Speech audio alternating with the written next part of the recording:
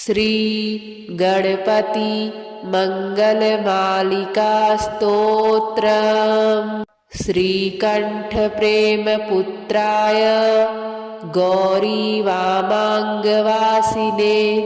द्वात्रिंशद्रूपयुक्ताय श्रीगणेशाय मङ्गलम्। आदिपूज्याय देवाय दन्तमोदकधारिणे वल्लभाप्राणकान्ताय श्रीगणेशाय मङ्गलम्। लम्बोदराय शान्ताय चन्द्रगर्वापहारिणे गजाननाय प्रभवे श्रीगणेशाय मङ्गलम्। पञ्चहस्ताय वन्द्याय पाशाङ्कुशधराय च श्रीमते गजकर्णाय श्रीगणेशाय मङ्गलम्। द्वैमातुराय बालाय हेरम्बाय महात्मने विकटायाखुआहाय श्रीगणेशाय मङ्गलम्। कृष्णशृङ्गायाजिताय क्षिप्राभीष्टार्थदायिने सिद्धिबुद्धिप्रमोदाय श्रीगणेशाय मङ्गलम्।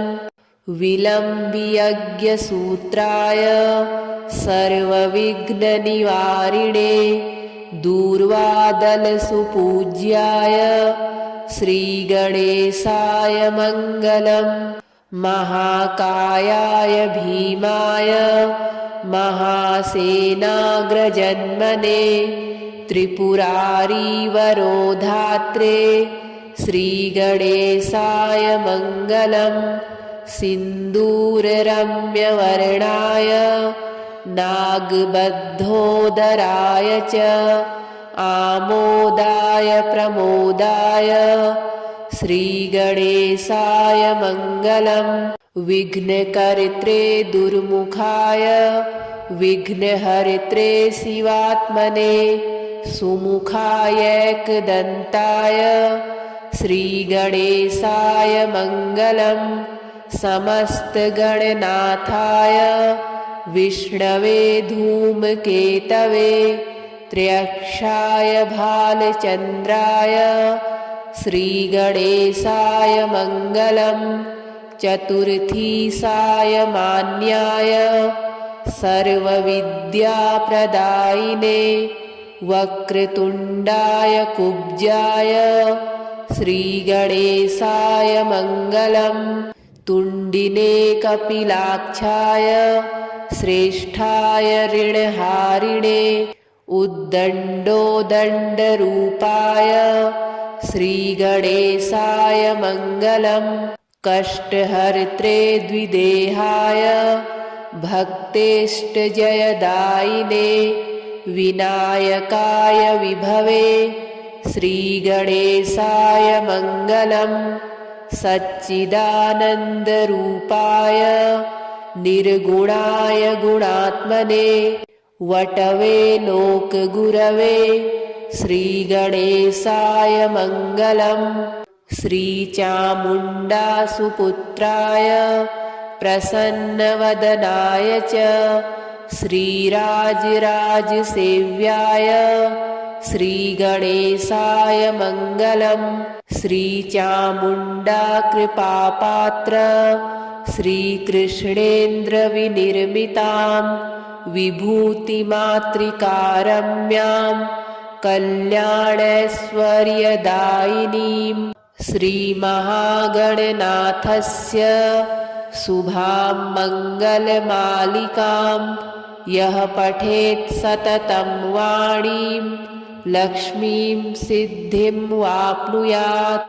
श्रीकंठ प्रेमपुत्राय गौरीवामाङ्गवासिने द्वात्रिंशद्रूपयुक्ताय श्रीगणेशाय मङ्गलम्। आदिपूज्याय देवाय दन्तमोदकधारिणे वल्लभाप्राणकान्ताय श्रीगणेशाय मङ्गलम्। लम्बोदराय शान्ताय चन्द्रगर्वापहारिणे गजाननाय प्रभवे श्रीगणेशाय मङ्गलम्। पञ्चहस्ताय वन्द्याय पाशाङ्कुशधराय च श्रीमते गजकर्णाय श्रीगणेशाय मङ्गलम्। द्वैमातुराय बालाय हेरम्बाय महात्मने विकटायाखुआहाय श्रीगणेशाय मङ्गलम्। कृष्णशृङ्गायाजिताय क्षिप्राभीष्टार्थदायिने सिद्धिबुद्धिप्रमोदाय श्रीगणेशाय मङ्गलम्। विलम्बियज्ञसूत्राय सर्वविघ्ननिवारिणे दूर्वादलसुपूज्याय श्रीगणेशाय मङ्गलम्। महाकायाय भीमाय महासेनाग्रजन्मने त्रिपुरारीवरोधात्रे श्रीगणेशाय मङ्गलम्। सिन्दूररम्यवर्णाय नागबद्धोदराय च आमोदाय प्रमोदाय श्रीगणेशाय मङ्गलम्। विघ्नकर्त्रे दुर्मुखाय विघ्नहर्त्रे शिवात्मने सुमुखायैकदन्ताय श्रीगणेशाय मङ्गलम्। समस्तगणनाथाय विष्णवे धूमकेतवे त्र्यक्षाय भालचन्द्राय श्रीगणेशाय मङ्गलम्। चतुर्थीशाय मान्याय सर्वविद्याप्रदायिने वक्रतुण्डाय कुब्जाय श्रीगणेशाय मङ्गलम्। तुण्डिने कपिलाक्षाय श्रेष्ठाय ऋणहारिणे उद्दण्डोदण्डरूपाय श्रीगणेशाय मङ्गलम्। कष्टहर्त्रे द्विदेहाय भक्तेष्टजयदायिने विनायकाय विभवे श्रीगणेशाय मङ्गलम्। सच्चिदानन्दरूपाय निर्गुणाय गुणात्मने वटवे लोकगुरवे श्रीगणेशाय मङ्गलम्। श्रीचामुण्डासुपुत्राय प्रसन्नवदनाय च श्रीराजराजसेव्याय श्रीगणेशाय मङ्गलम्। श्रीचामुण्डाकृपापात्र श्रीकृष्णेन्द्रविनिर्मितां विभूतिमातृकारम्यां कल्याणैश्वर्यदायिनीं श्रीमहागणनाथस्य शुभां मङ्गलमालिकां यः पठेत् सततं वाणीं लक्ष्मीं सिद्धिं वाप्नुयात्। श्रीकण्ठप्रेमपुत्राय गौरीवामाङ्गवासिने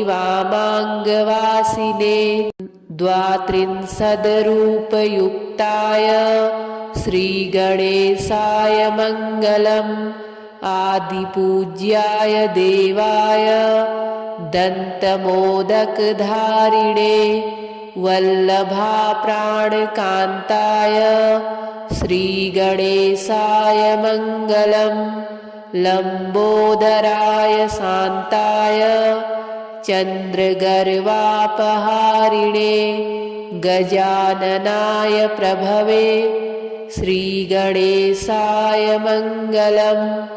पञ्चहस्ताय वन्द्याय पाशाङ्कुशधराय च श्रीमते गजकर्णाय श्रीगणेशाय मङ्गलम्। द्वैमातुराय बालाय हेरम्बाय महात्मने विकटायाखुआहाय श्रीगणेशाय मङ्गलम्। पृष्णिशृङ्गायाजिताय क्षिप्राभीष्टार्थदायिने सिद्धिबुद्धिप्रमोदाय श्रीगणेशाय मङ्गलम्। विलम्बियज्ञसूत्राय सर्वविघ्ननिवारिणे दूर्वादलसुपूज्याय श्रीगणेशाय मङ्गलम्। महाकायाय भीमाय महासेनाग्रजन्मने त्रिपुरारीवरोधात्रे श्रीगणेशाय मङ्गलम्। सिन्दूररम्यवर्णाय नागबद्धोदराय च आमोदाय प्रमोदाय श्रीगणेशाय मङ्गलम्। विघ्नकर्त्रे दुर्मुखाय विघ्नहर्त्रे शिवात्मने सुमुखायैकदन्ताय श्रीगणेशाय मङ्गलम्। समस्तगणनाथाय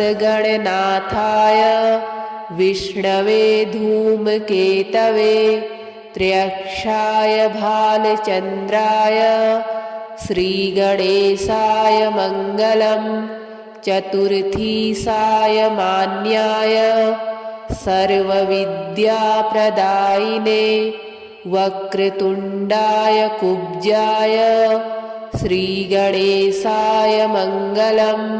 तुण्डिने कपिलाक्षाय श्रेष्ठाय ऋणहारिणे उद्दण्डोदण्डरूपाय श्रीगणेशाय मङ्गलम्। कष्टहर्त्रे द्विदेहाय भक्तेष्टजयदायिने विनायकाय विभवे श्रीगणेशाय मङ्गलम्। सच्चिदानन्दरूपाय निर्गुणाय गुणात्मने वटवे लोकगुरवे श्रीगणेशाय मङ्गलम्। श्रीचामुण्डासुपुत्राय प्रसन्नवदनाय च श्रीराजराजसेव्याय श्रीगणेशाय मङ्गलम्। श्रीचामुण्डाकृपापात्र श्रीकृष्णेन्द्रविनिर्मितां विभूतिमातृकारम्यां कल्याणैश्वर्यदायिनीं श्रीमहागणनाथस्य शुभां मङ्गलमालिकां यः पठेत् सततं वाणीं लक्ष्मीं सिद्धिं वाप्नुयात्। श्रीकण्ठप्रेमपुत्राय गौरीवामाङ्गवासिने द्वात्रिंशद्रूपयुक्ताय श्रीगणेशाय मङ्गलम्। आदिपूज्याय देवाय दन्तमोदकधारिणे वल्लभाप्राणकान्ताय श्रीगणेशाय मङ्गलम्।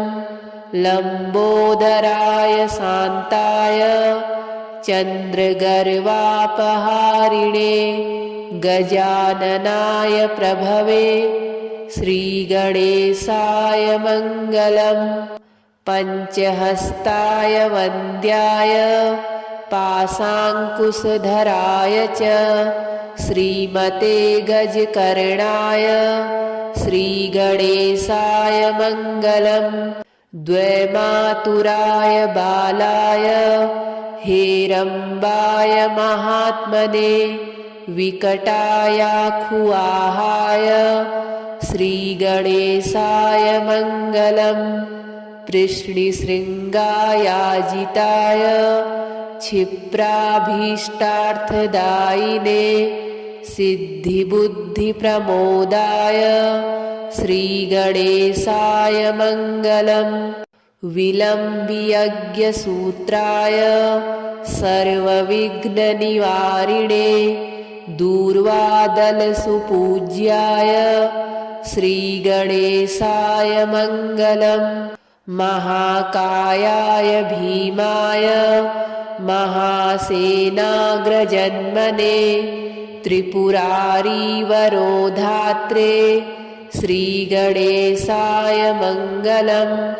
सिन्दूररम्यवर्णाय नागबद्धोदराय च आमोदाय प्रमोदाय श्रीगणेशाय मङ्गलम्। विघ्नकर्त्रे दुर्मुखाय विघ्नहर्त्रे शिवात्मने सुमुखायैकदन्ताय श्रीगणेशाय मङ्गलम्। समस्तगणनाथाय विष्णवे धूमकेतवे त्र्यक्षाय भालचन्द्राय श्रीगणेशाय मङ्गलम्। चतुर्थीसाय मान्याय सर्वविद्याप्रदायिने वक्रतुण्डाय कुब्जाय श्रीगणेशाय मङ्गलम्। तुण्डिने कपिलाक्षाय श्रेष्ठाय ऋणहारिणे उद्दण्डोदण्डरूपाय श्रीगणेशाय मङ्गलम्। कष्टहर्त्रे द्विदेहाय भक्तेष्टजयदायिने विनायकाय विभवे श्रीगणेशाय मङ्गलम्। सच्चिदानन्दरूपाय निर्गुणाय गुणात्मने वटवे लोकगुरवे श्रीगणेशाय मङ्गलम्। श्रीचामुण्डासुपुत्राय प्रसन्नवदनाय च श्रीराजराजसेव्याय श्रीगणेशाय मङ्गलम्।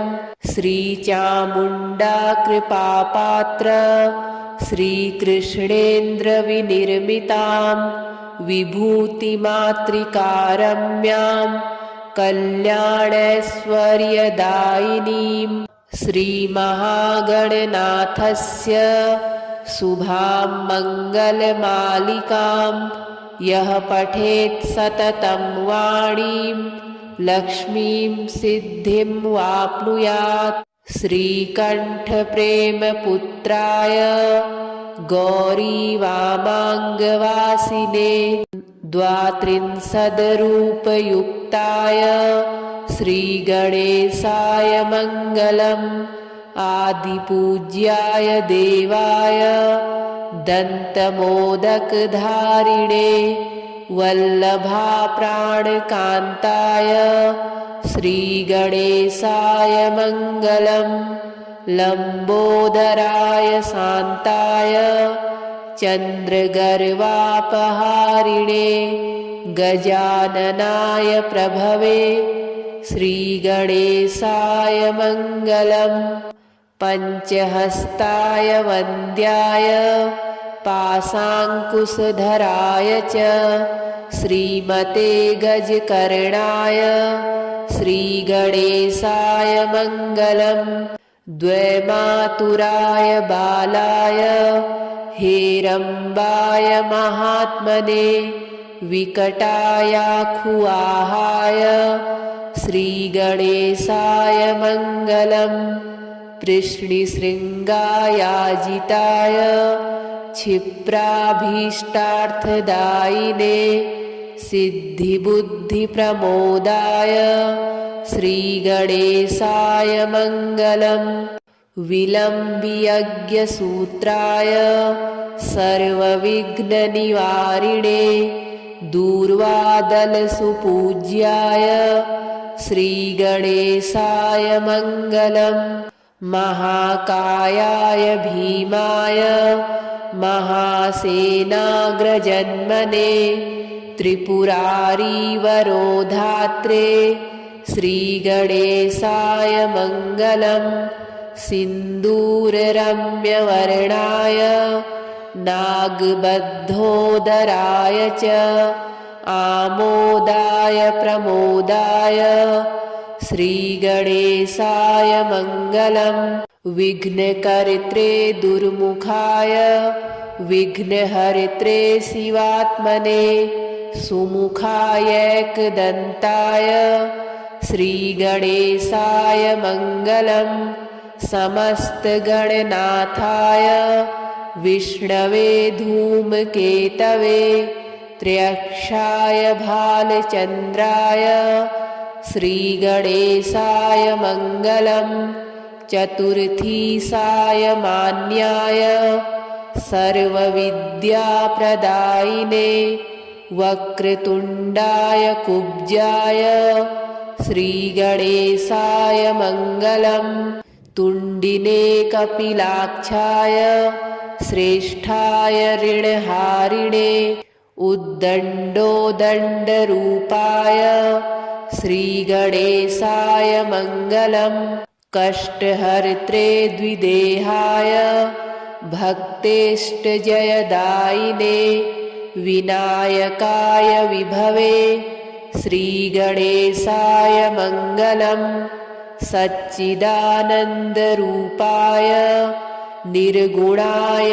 गुणात्मने वटवे लोकगुरवे श्रीगणेशाय मङ्गलम् श्रीचामुण्डासुपुत्राय प्रसन्नवदनाय च श्रीराजराजसेव्याय श्रीगणेशाय मङ्गलम् श्रीचामुण्डाकृपापात्र श्रीकृष्णेन्द्रविनिर्मितां विभूतिमातृकारम्यां कल्याणैश्वर्यदायिनीं श्रीमहागणनाथस्य शुभां मङ्गलमालिकां यः पठेत् सततं वाणीं लक्ष्मीं सिद्धिं वाप्नुयात् श्रीकण्ठप्रेमपुत्राय गौरीवामाङ्गवासिने द्वात्रिंशद्रूपयुक्ताय श्रीगणेशाय मङ्गलम् आदिपूज्याय देवाय दन्तमोदकधारिणे वल्लभाप्राणकान्ताय श्रीगणेशाय मङ्गलम् लम्बोदराय शान्ताय चन्द्रगर्वापहारिणे गजाननाय प्रभवे श्रीगणेशाय मङ्गलम् पञ्चहस्ताय वन्द्याय पाशाङ्कुशधराय च श्रीमते गजकर्णाय श्रीगणेशाय मङ्गलम् द्वैमातुराय बालाय हेरम्बाय महात्मने विकटायाखुआहाय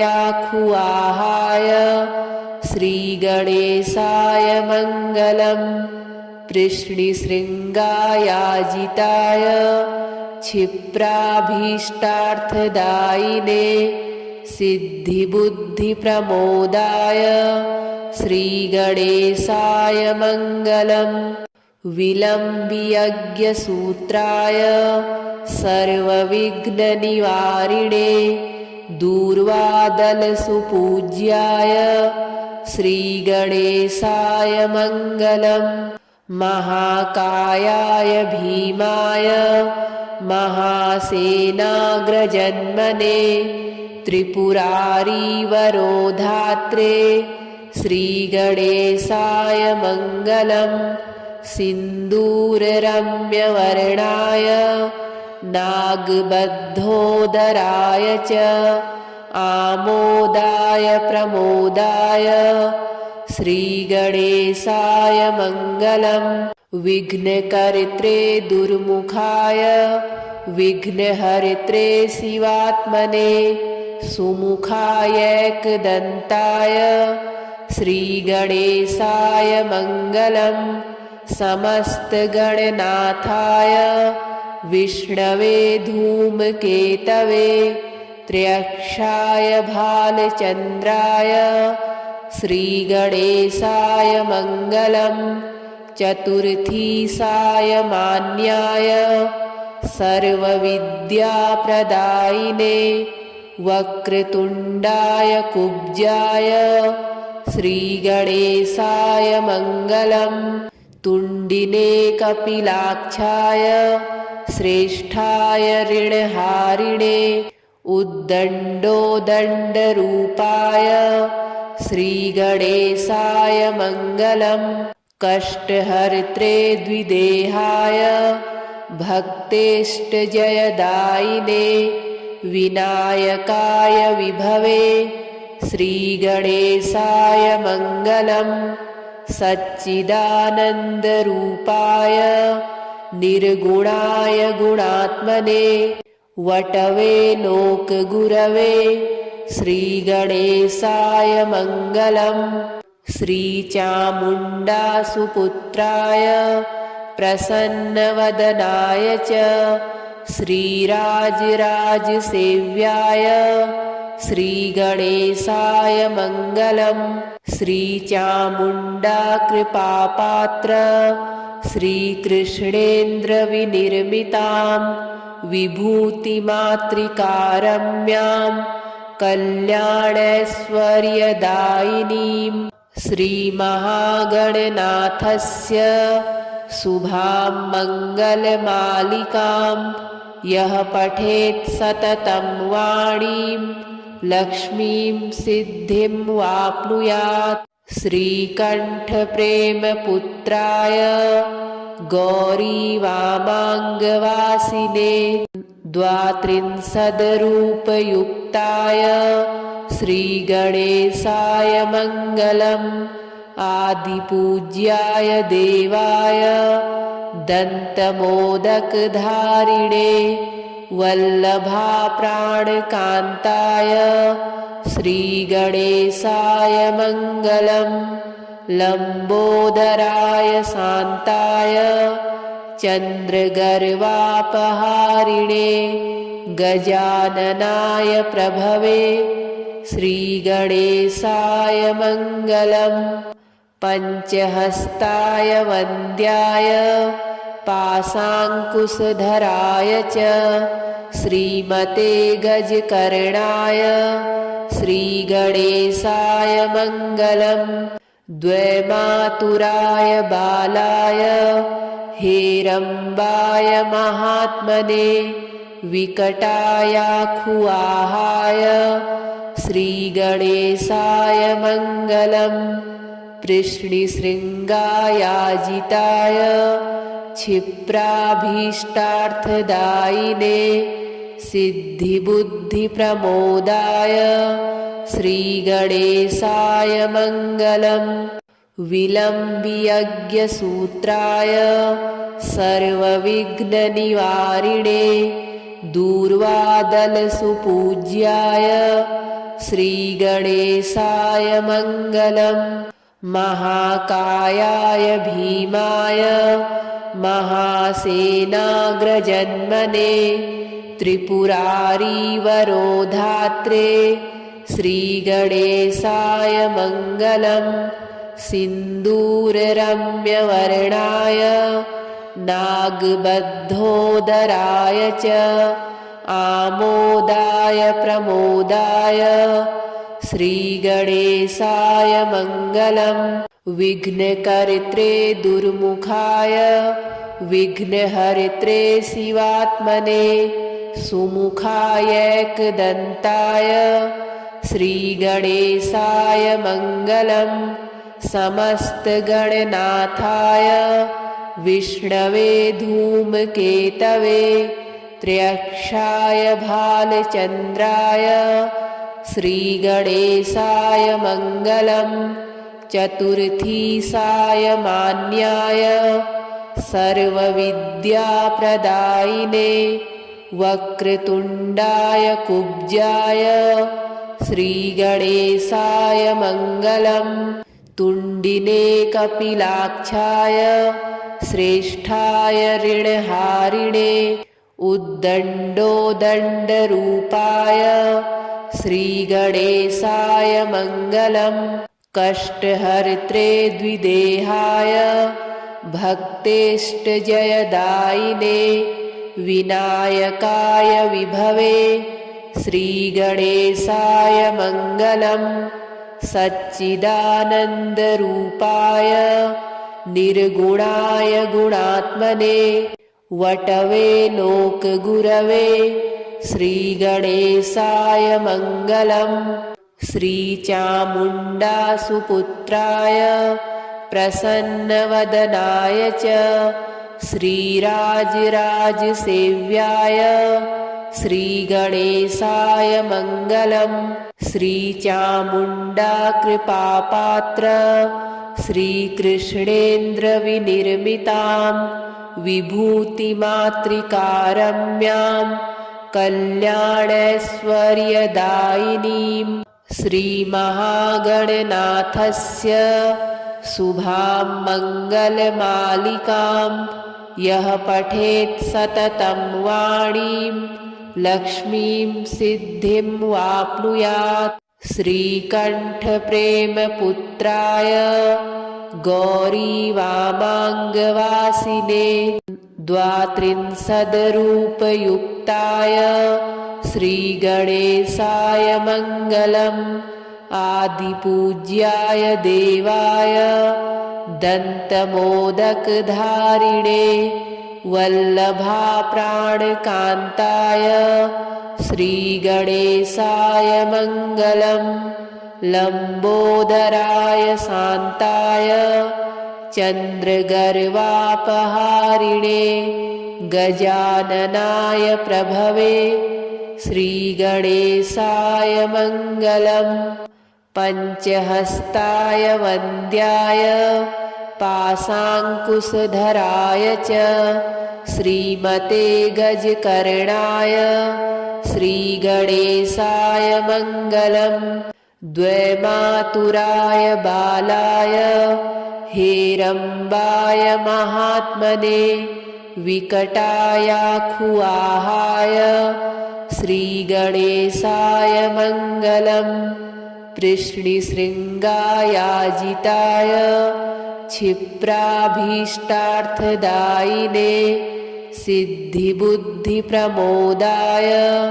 श्रीगणेशाय मङ्गलम् विलम्बियज्ञसूत्राय सर्वविघ्ननिवारिणे दूर्वादलसुपूज्याय श्रीगणेशाय मङ्गलम् महाकायाय भीमाय महासेनाग्रजन्मने त्रिपुरारीवरोधात्रे श्रीगणेशाय मङ्गलम् सिन्दूररम्यवर्णाय नागबद्धोदराय च आमोदाय प्रमोदाय श्रीगणेशाय मङ्गलम् विघ्नकर्त्रे दुर्मुखाय विघ्नहर्त्रे शिवात्मने सुमुखायैकदन्ताय श्रीगणेशाय मङ्गलम् समस्तगणनाथाय विष्णवे धूमकेतवे त्र्यक्षाय भालचन्द्राय श्रीगणेशाय मङ्गलम् चतुर्थीसाय मान्याय सर्वविद्याप्रदायिने वक्रतुण्डाय कुब्जाय श्रीगणेशाय मङ्गलम् तुण्डिने कपिलाक्षाय श्रेष्ठाय ऋणहारिणे उद्दण्डोदण्डरूपाय श्रीगणेशाय मङ्गलम् कष्टहर्त्रे द्विदेहाय भक्तेष्टजयदायिने विनायकाय विभवे श्रीगणेशाय मङ्गलम् सच्चिदानन्दरूपाय निर्गुणाय गुणात्मने वटवे लोकगुरवे श्रीगणेशाय मङ्गलम्। श्रीचामुण्डासुपुत्राय प्रसन्नवदनाय च श्रीराजराजसेव्याय श्रीगणेशाय मङ्गलम्। श्रीचामुण्डा कृपापात्र श्रीकृष्णेन्द्रविनिर्मितां विभूतिमातृकारम्यां कल्याणैश्वर्यदायिनीं श्रीमहागणनाथस्य शुभां मङ्गलमालिकां यः पठेत् सततं वाणीं लक्ष्मीं सिद्धिं वाप्नुयात्। श्रीकण्ठप्रेमपुत्राय गौरीवामाङ्गवासिने द्वात्रिंशद्रूपयुक्ताय श्रीगणेशाय मङ्गलम्। आदिपूज्याय देवाय दन्तमोदकधारिणे वल्लभाप्राणकान्ताय श्रीगणेशाय मङ्गलम्। लम्बोदराय शान्ताय चन्द्रगर्वापहारिणे गजाननाय प्रभवे श्रीगणेशाय मङ्गलम्। पञ्चहस्ताय वन्द्याय पाशाङ्कुशधराय च श्रीमते गजकर्णाय श्रीगणेशाय मङ्गलम्। द्वैमातुराय बालाय हेरम्बाय महात्मने विकटायाखुवाहाय श्रीगणेशाय मङ्गलम्। कृष्णशृङ्गायाजिताय क्षिप्राभीष्टार्थदायिने सिद्धिबुद्धिप्रमोदाय श्रीगणेशाय मङ्गलम्। विलम्बियज्ञसूत्राय सर्वविघ्ननिवारिणे दूर्वादलसुपूज्याय श्रीगणेशाय मङ्गलम्।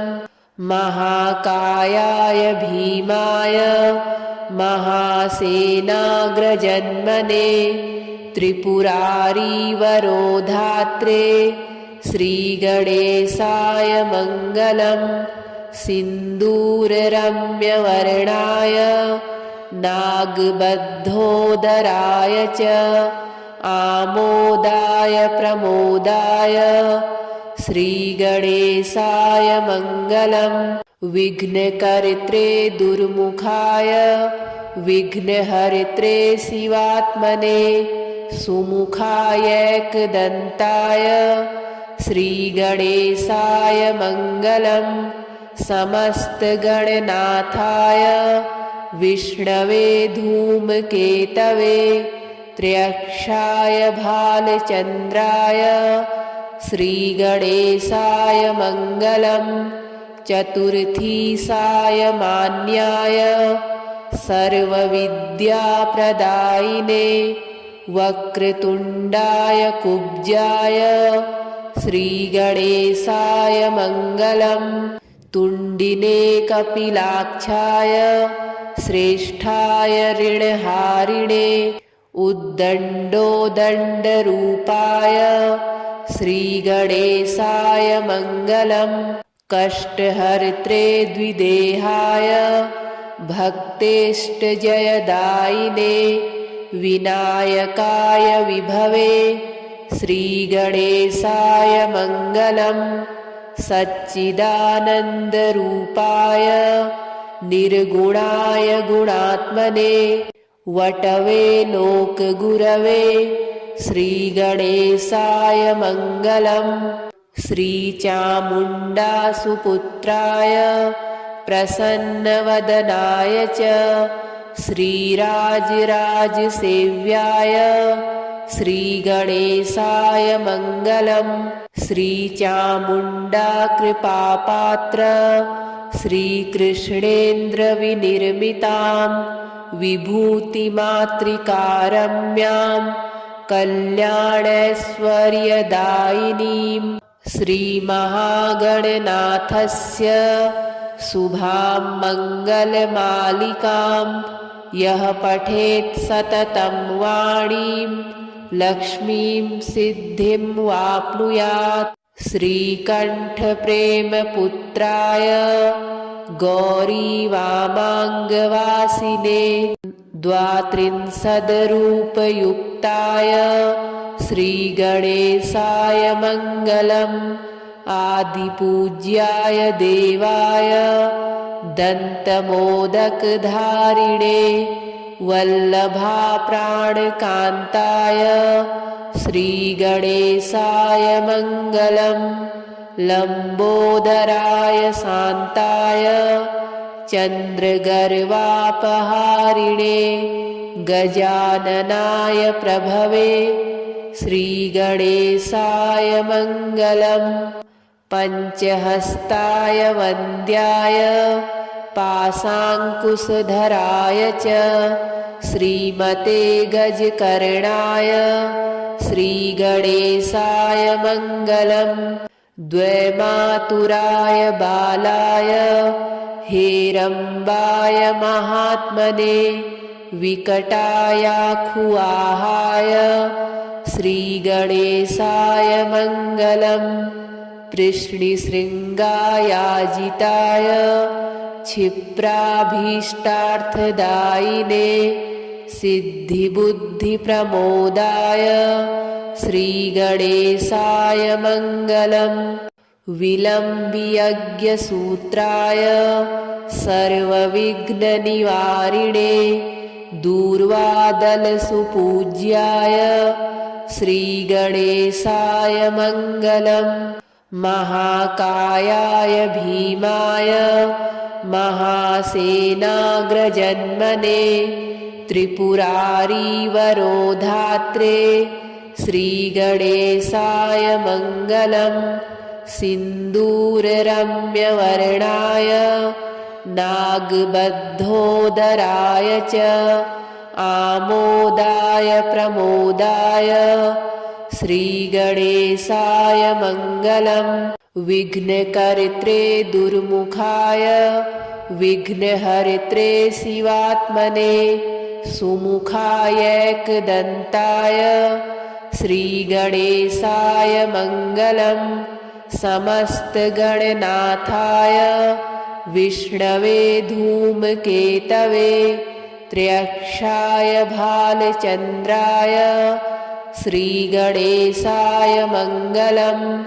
चतुर्थीसाय मान्याय सर्वविद्याप्रदायिने वक्रतुण्डाय कुब्जाय श्रीगणेशाय मङ्गलम्। तुण्डिने कपिलाक्षाय श्रेष्ठाय ऋणहारिणे उद्दण्डोदण्डरूपाय श्रीगणेशाय मङ्गलम्। कष्टहर्त्रे द्विदेहाय भक्तेष्टजयदायिने विनायकाय विभवे श्रीगणेशाय मङ्गलम्। सच्चिदानन्दरूपाय निर्गुणाय गुणात्मने वटवे लोकगुरवे श्रीगणेशाय मङ्गलम्। श्रीचामुण्डासुपुत्राय प्रसन्नवदनाय च श्रीराजराजसेव्याय श्रीगणेशाय मङ्गलम्। श्रीचामुण्डाकृपापात्र श्रीकृष्णेन्द्रविनिर्मितां विभूतिमातृकारम्यां कल्याणैश्वर्यदायिनीं श्रीमहागणनाथस्य शुभां मङ्गलमालिकां यः पठेत् सततं वाणीं लक्ष्मीं सिद्धिं वाप्नुयात्। श्रीकण्ठप्रेमपुत्राय गौरी वामाङ्गवासिने द्वात्रिंशद्रूपयुक्ताय श्रीगणेशाय मङ्गलम् आदिपूज्याय देवाय दन्तमोदकधारिणे वल्लभाप्राणकान्ताय श्रीगणेशाय मङ्गलम् लम्बोदराय शान्ताय चन्द्रगर्वापहारिणे गजाननाय प्रभवे श्रीगणेशाय मङ्गलम् पञ्चहस्ताय वन्द्याय पाशाङ्कुशधराय च श्रीमते गजकर्णाय श्रीगणेशाय मङ्गलम् द्वैमातुराय बालाय हेरम्बाय महात्मने विकटायाखुआहाय श्रीगणेशाय मङ्गलम् कृष्णशृङ्गायाजिताय क्षिप्राभीष्टार्थदायिने सिद्धिबुद्धिप्रमोदाय श्रीगणेशाय मङ्गलम् विलम्बियज्ञसूत्राय सर्वविघ्ननिवारिणे दूर्वादलसुपूज्याय श्रीगणेशाय मङ्गलम् महाकायाय भीमाय महासेनाग्रजन्मने त्रिपुरारीवरोधात्रे श्रीगणेशाय मङ्गलम् सिन्दूररम्यवर्णाय नागबद्धोदराय च आमोदाय प्रमोदाय श्रीगणेशाय मङ्गलम् विघ्नकर्त्रे दुर्मुखाय विघ्नहर्त्रे शिवात्मने सुमुखायैकदन्ताय श्रीगणेशाय मङ्गलम् समस्तगणनाथाय विष्णवे धूमकेतवे त्र्यक्षाय भालचन्द्राय श्रीगणेशाय मङ्गलम् चतुर्थीशाय मान्याय सर्वविद्याप्रदायिने वक्रतुण्डाय कुब्जाय श्रीगणेशाय मङ्गलम् तुण्डिने कपिलाक्षाय श्रेष्ठाय ऋणहारिणे उद्दण्डोदण्डरूपाय श्रीगणेशाय मङ्गलम् कष्टहर्त्रे द्विदेहाय भक्तेष्टजयदायिने विनायकाय विभवे श्रीगणेशाय मङ्गलम् सच्चिदानन्दरूपाय निर्गुणाय गुणात्मने वटवे लोकगुरवे श्रीगणेशाय मङ्गलम् श्रीचामुण्डासुपुत्राय प्रसन्नवदनाय च श्रीराजराजसेव्याय श्रीगणेशाय मङ्गलम् श्रीचामुण्डाकृपापात्र श्रीकृष्णेन्द्रविनिर्मितां विभूतिमातृकारम्यां कल्याणैश्वर्यदायिनीं श्रीमहागणनाथस्य शुभां मङ्गलमालिकां यः पठेत् सततं वाणीं लक्ष्मीं सिद्धिं वाप्नुयात्।